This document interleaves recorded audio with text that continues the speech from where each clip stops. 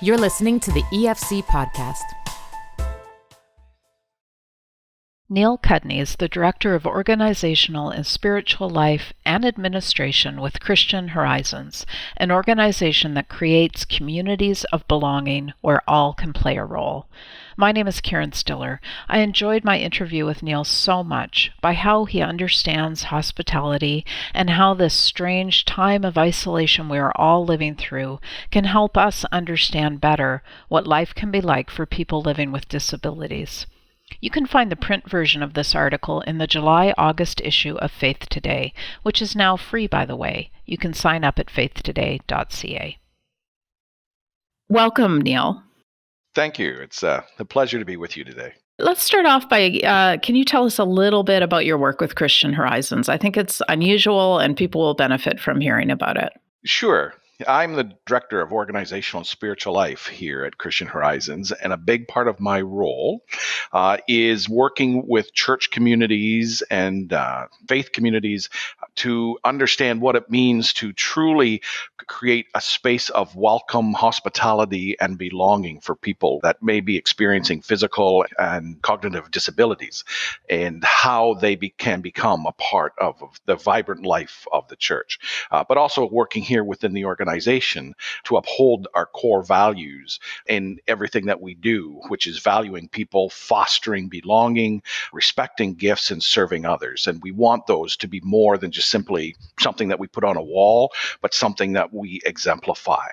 So the fact that part of your job is working with churches tells me that the church may have some work to do in this area. So can you speak to that, Neil? What kind of a need is there out there for the church to, think better, do better, be better on this topic of welcoming and being hospitable to people with disabilities?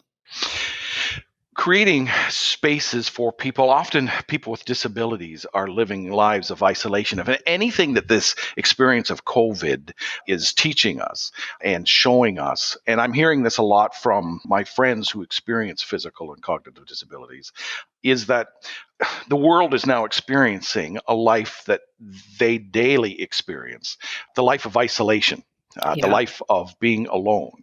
And one of these strange experiences that we've all been having is when we go for a walk, that somebody sees us coming toward them and we or they cross the street to avoid. And so this has really been part of the lived experience for people with disabilities, and for the church to really begin to understand that and recognize that the role of the body of the church is to be a place of welcome, to be a place of belonging, to create that space of hospitality for people with disabilities that welcomes them into that space. Not where they're just being received as recipients, but there's a reciprocity that is opened up in that relationship, that it's part of a giving and receiving, and that they have gifts that they are able to contribute, and they want to be a part of the community in meaningful ways.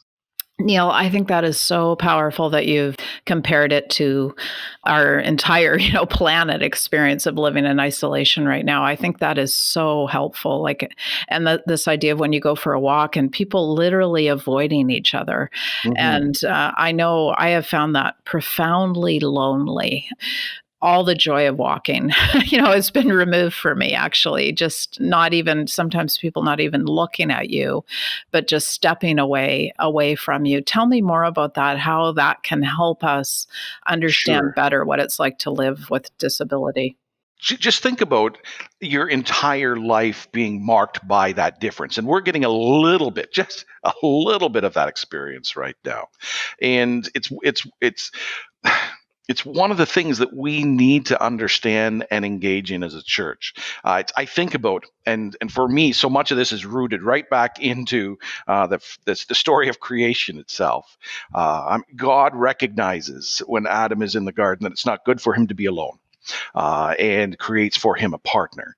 And one of the things that Adam says right at the beginning when he sees Eve and her difference, he makes this following statement. He says, bone of my bone and flesh of my flesh. Even though he recognizes Eve as being distinct and different from him, there is this recognition of similarity, of belonging. And that's what so many people and families that are experiencing and impacted by disability are looking for.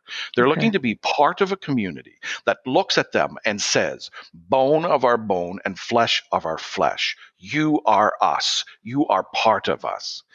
And it's not that difference is bad and we're wanting to eliminate or ignore difference. Difference exists, but difference is not what primarily defines us.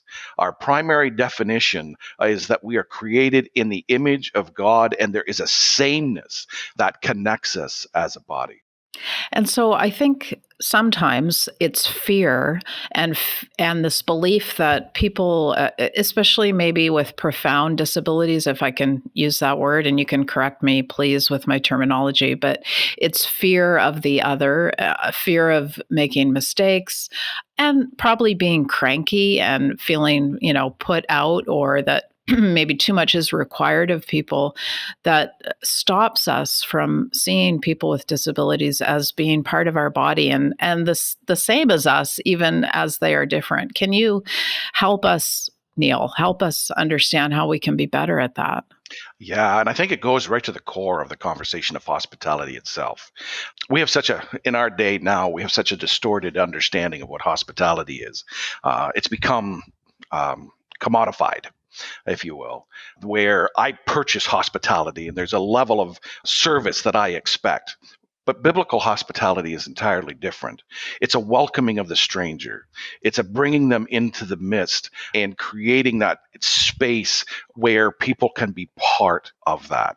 And so, in that demonstrating of hospitality, and true hospitality comes with a cost. One of the things that we struggle with is this whole difference between pity and compassion. Okay. Often we are driven by pity, and so our pity drives us to do something. But it's more of a selfish response, because what pity does, it alleviates my guilt and the cost of for me to feel better. So I'm walking down the street of Toronto and I encounter somebody that's sitting on a street corner with a cup in front of them. I feel compelled to do something. So I reach around in my pocket and pull out a toonie or a loonie. And so that's the cost of alleviating my pity, is a toonie or a loonie. I feel better because I've done something. Compassion is much different. Compassion is subversive. It's dangerous in a sense, because what compassion compels us to do is enter the journey of the person, and that's what we are. If we are to truly be the body, if we are truly to demonstrate hospitality, we must become people of compassion and justice as God defines justice to be. The relationship that we're engaging in with people is one that we are opening up space for them to truly become part of us. We're not expecting them to look like us or sound like us or to be transformed into us so that you can come into our space, but that we are truly accepting them where they are and creating that space where they can flourish and become part of who we are.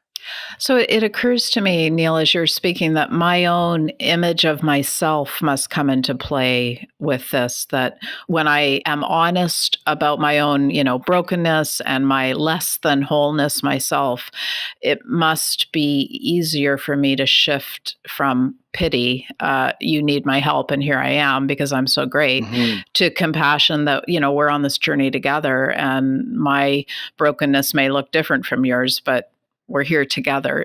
Is that right, or am I wrong? Yeah, And you can no, say that I no, am. no, you're heading in the right direction. Okay, keep Uh, us moving. Yeah, one of the most for me, one of the most powerful encounters that we read throughout the Gospels is when Jesus is walking along. He's going somewhere. He's going to the synagogue. He's going to the next city. He has a destination, and often there's a couple of little words that we gloss over very quickly, but they are so powerful. It says that as Jesus was going along, he saw the man. He saw the woman, he saw the child, he saw the person. And so often in our work, we are so busy that we forget to see the person. And when Jesus stops and sees the person, he restores to them their humanity. He restores to them their personhood. And and one of the things that we need, that's the beginning point of hospitality, right? And welcome and belonging, is to actually see the person and enter into a relationship with them. And how do we get how I'm thinking of the busyness, I'm thinking of the obstacles that people feel about I'm too busy, this is too much work, I don't know how to do this. How do we get over that? Is it from having, people come in and speak to us about this? Do we just work together as a community? Like how do we get past all these obstacles that we put in place?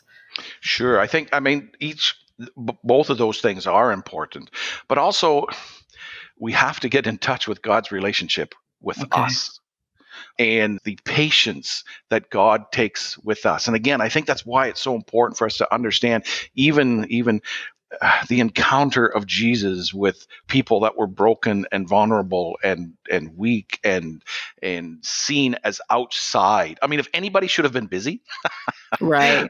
it should have been Jesus, That's a right? good point, Neil. And the problem is not our busyness. The problem is we have a very skewed understanding of what truly has become important.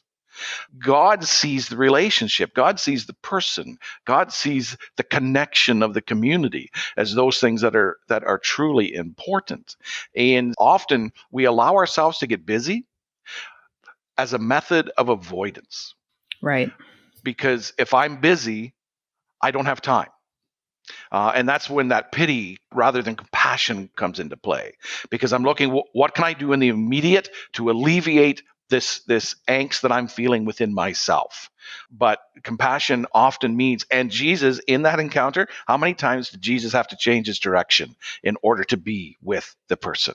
Mhm. And disability and people who are vulnerable will bring disruption into our lives.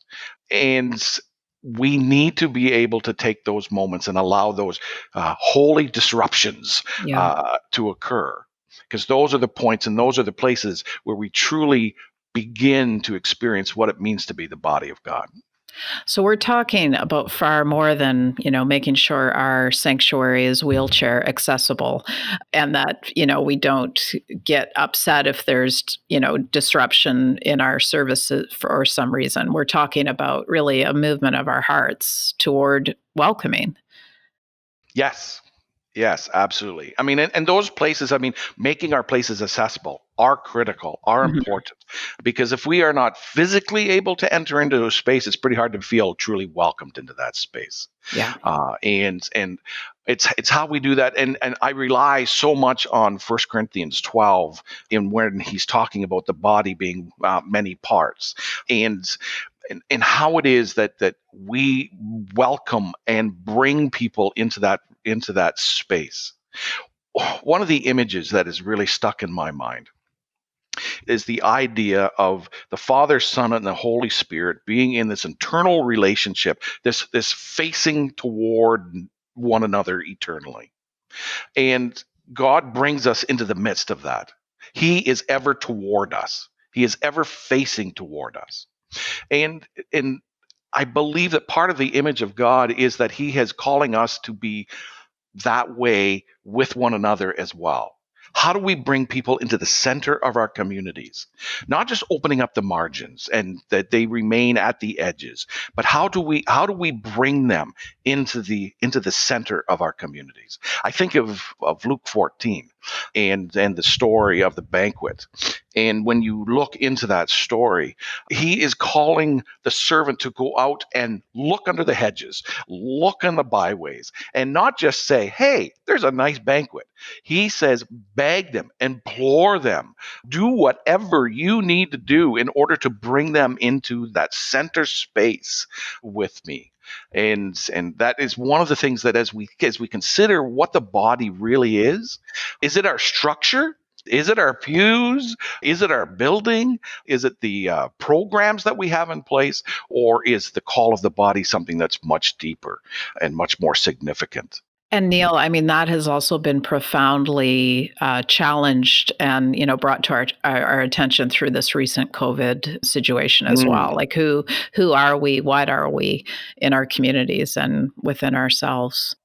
One of the exciting things that we have been witnessing here at Christian Horizons is that one of the things that the COVID experience has done is it's forced churches to change quickly and adapt quickly. Where I was talking to a pastor friend the other day that said, there are changes happening in my church that would have taken 10 years to actually bring to be. But because of this, we've had to change in the moment. And one of those important changes is the online community that is being created, and the accessibility that has created for people that are unable to attend church to still be part of the faith community. And people with disabilities have been able to join with those services in new ways. So one of the things that I'm hoping does not change is the commitment of churches to make sure that its members, its body, and those that aren't able to be physically present are able to be meaningfully connected through continuing through online opportunities. Yeah, I love that. I think that is such a good insight. It really hadn't occurred to me yet that you're right. The speed with which we had to pivot because of the emergency that we're in the middle of. You're right. There's some good changes that have been made, and Yeah, I was saying that to my husband, who's a minister, that it's hard to imagine not being online on Sunday mornings now moving forward. Like, how yeah. do you dial that back, and why would you? So I think that's an excellent point, and it had not occurred to me about the accessibility issue for people who are homebound. Yeah. And we won't be returning to normal. I mean, I've heard that a couple of times. I've heard people say that, well, when things get back to normal, Right. that's gone. Yeah. We're unsure yet but there are new opportunities that have opened up for people to connect and belong to the community in different and creative ways. Yeah. I'd love for us to touch a little bit on this idea of doing things for people versus Mhm. doing things with people.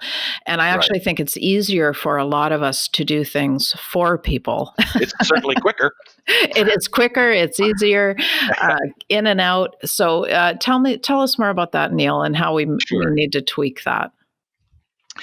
What happens is that when we do things for people, we actually unintentionally disempower the other person.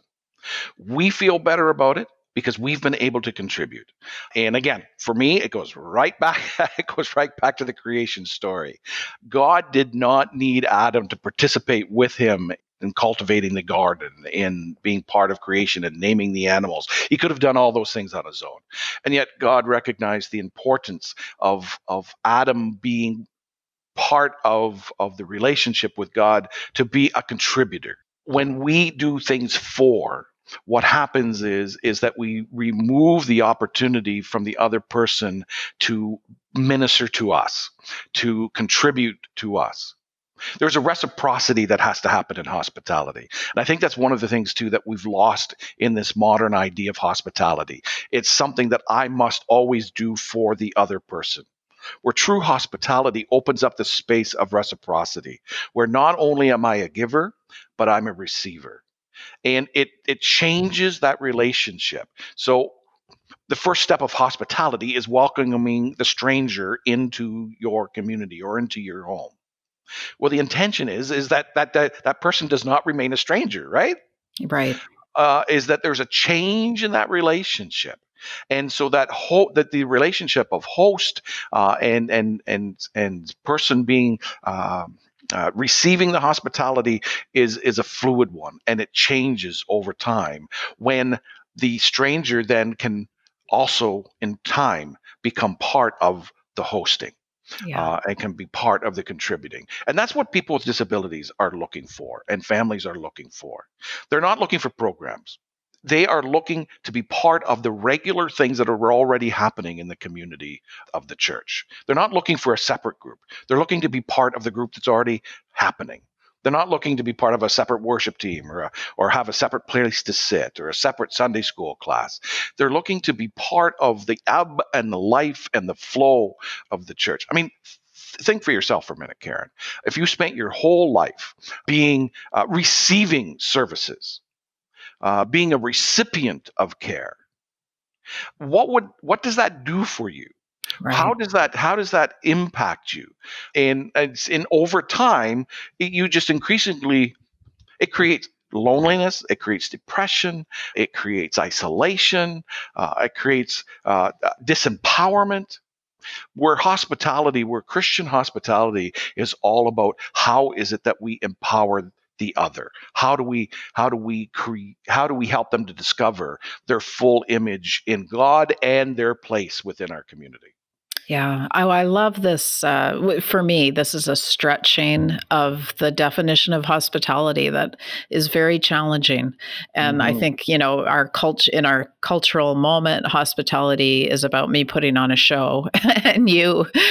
benefiting from it at my dining room table. And so this is such a helpful way to think of hospitality as being an act of mutuality Yeah. and But your dining room table is an important place. yes. There is something powerful about home. I mean, you just think of the word home. And Hmm. I don't know about you, but when I think of home, it takes me back to my childhood. It takes me back to being with my parents. It's with my siblings. There is something powerful that when I come to the bottom of the laneway of my parents' farm, I'm fortunate my parents are still living. And when I come to the bottom of that long laneway that goes to the farmhouse, there's a change that happens within me because I'm home. And one of the key points of hospitality is creating that place of home for people that do not have one. We think about God Himself creating that place of home for us. Yeah. That is not just a future state. And we say, I mean, we talk about the future state of the kingdom of God, and that's so important. But that needs to be realized now in the lives of people. How can we begin to create those places of home Hmm. in people's lives? And your home is an important place as well. There's something about eating together. There's Yes. something that creates a commonality. There's something that begins to break down barriers. How do we welcome people into our spaces? To do so in a way that is safe for you and the stranger, but there is a certain amount of risk that comes with hospitality as well that we need to be willing to embrace. Yeah, it won't be easy. Neil, if as we sort of we've been talking about this sort of in the church level, and I'd love for us to end by bringing it down to the individual level of if you were encouraging me to engage in a different way, in a new way, in a hospitable way with someone with disabilities who may be in my life or in my church, what can I do as one person, right now to start that journey? Yeah. And it begins, I think I want to go back to the earlier comment of it begins with seeing the person. It begins with the willingness to slow down and be in the moment and be in the space of that person. It's the willingness to learn their language. They may have a different language than us. They may not use verbal words in the way, but they do have language and they desire to communicate. And I think about, I mean, what did Jesus have to do in order to translate the infinite knowledge of God in such a way that we would be able to begin to comprehend it and receive it? We have that same call to befriend people, learn their language, and then live in a way that translates the gospel into a method and a language that the other can understand.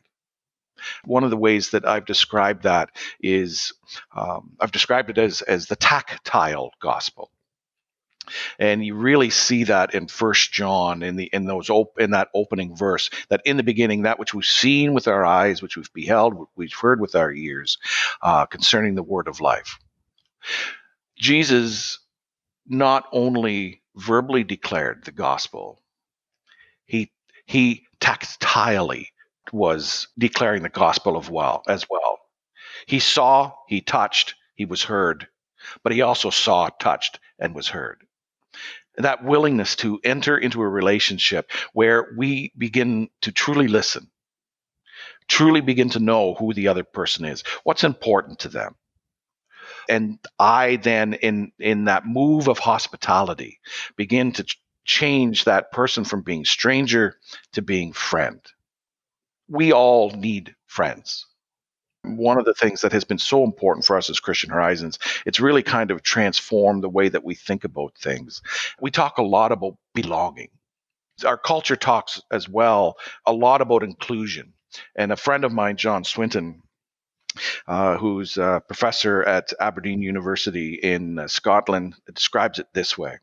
He says, inclusion says that if you arrive, we'll make room for you. Belonging says that if you are not there, we will go looking for you. Wow. What kind of community do you want to belong to? Mm-hmm. You want to belong to a community where you are known, where you are noticed, and where you are missed. That's beautiful. Thank you, Neil, so much for this challenge and invitation. Well, thank you, Karen. It was my pleasure. Thank you for listening to this podcast. To listen to more and to subscribe to Faith Today, Canada's Christian magazine, please visit www.theefc.ca/faith today.